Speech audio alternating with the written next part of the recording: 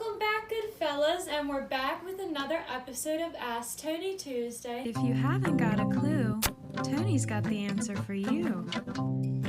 How are you today, Tony? Doing well. And you?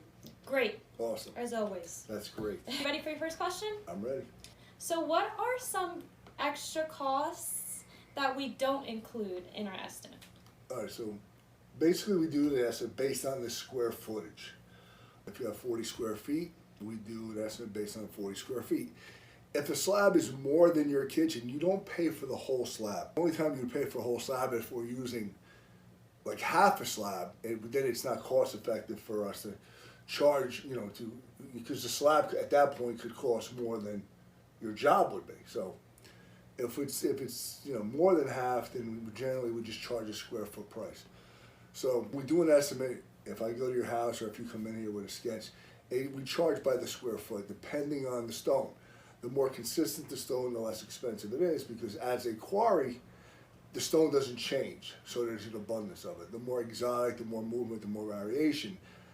They may only yield a certain amount of blocks and then the stone is gone, or the stone changes dramatically.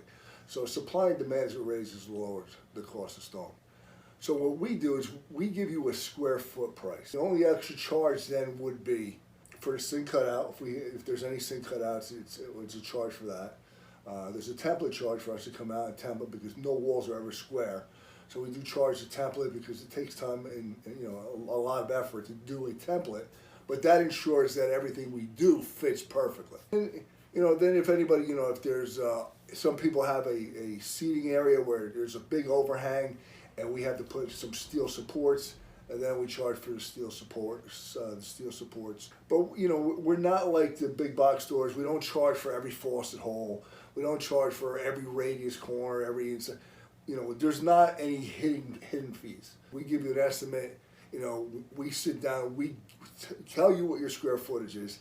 We show you the square foot price. We show you what the sink cutout charges, what the template charges, and that's pretty much it. Unless there's something that's, like you said, brackets or something like that. But like I said, faucet holes, I don't care if you have one or you have 7 faucet holes. We don't charge for that. The only other thing I can think of is if you were to buy like a sink from us or Right. a faucet, Right. that's also an additional charge. Correct. But it's not mandatory to buy anything like Yeah. a sink or a faucet Yeah. from us. We just offer it in case people do want to and they like the options that we have. Yeah, sometimes it's just people like to have it one-stop shopping. So Right. we do offer a decent amount of sinks. We are a Blanco distributor, so we do sell the Blanco composite sinks as well. So, but we always tell people you don't have to buy a sink for us. This is the parameter you need to be in, though, based on your sink cabinet of the size it needs to be, that or less, in order for it to fit. But you're right. Yeah, we offer sinks as a just like you said. If you want to be a one-stop shop, or we can use anybody's sink, even an existing sink. Some people will say they just got a sink or they just got a faucet. They want to use it. By all means, you can use it. Right. We try to make it as easy as possible. Yeah. For you guys. Ready for your second question? I'm ready. Second question of the day.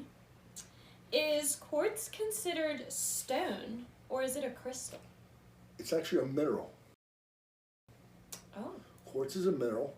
It's a very dense, hard mineral. It's probably the hardest mineral of all the minerals that are in a stone. So quartz, that's why we use quartz for quartz products. So basically quartz, like this countertop here, this is a white quartz that looks like a white marble. So basically, a good distributor or a good manufacturer of quartz will use 85 to 93% quartz, the mineral, because it's really hard and dense. And that's why they push that it's basically maintenance free.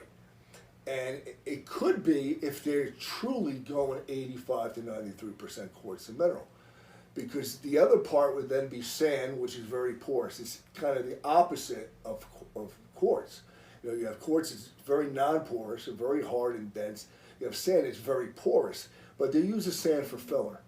They kind of to keep the cost somewhat down. So quartz, the mineral, sand, the pigment that gives it the color, whether it's whites or whatever color quartz it happens to be, and then the resin that bonds it all together.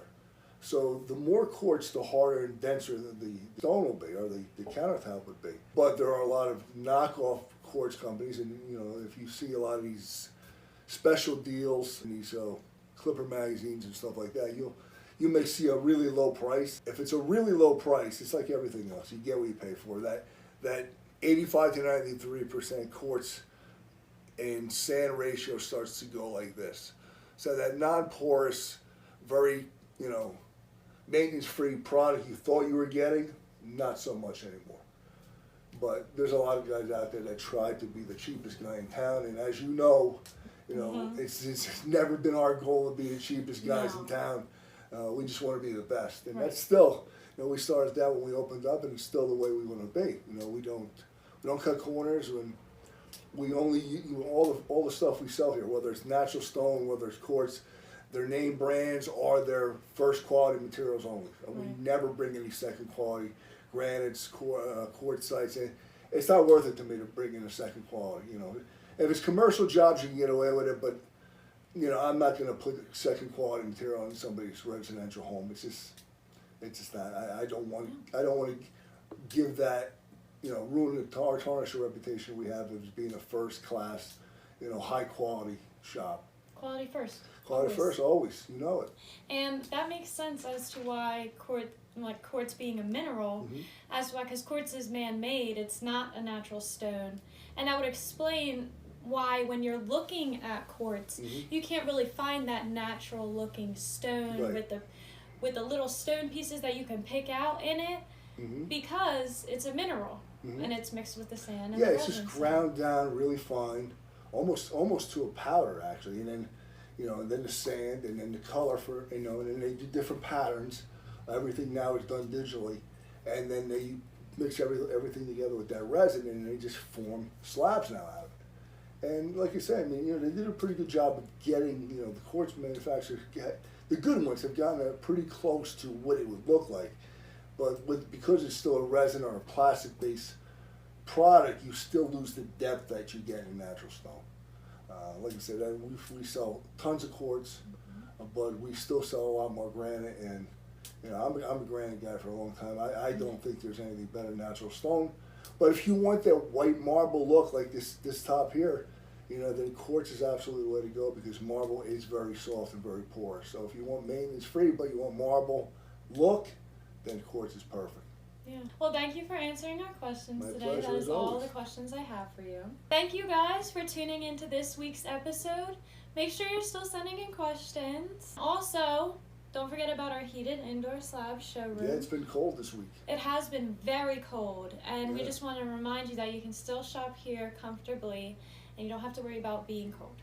Cold or wet or any of that. Yeah, because Yeah. everything's in the warehouse. Absolutely. Full slabs too, so you don't have to worry about your samples matching anything. Yeah. And that's the key. That's what we always say. Whenever you come in and view full slabs, and you should always view full slabs, never a small sample, never a showroom sample.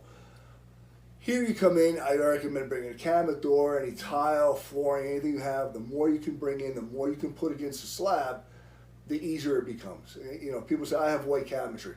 There's literally 1,000 shades of white. Yes. So if you bring in your cabinetry, or you bring in a sample of your cabinetry, everything else, you put it against the actual slab that we're going to use. So if you'd like it here, you're certainly going to love it in your house. Yeah. So it really does take a lot of the guesswork out of it. It does. You get to see it like full picture, Yeah. how everything's going to match. That's exactly right. That's all we have for you guys today. Thank you guys for watching, and we'll see you next week. Bye.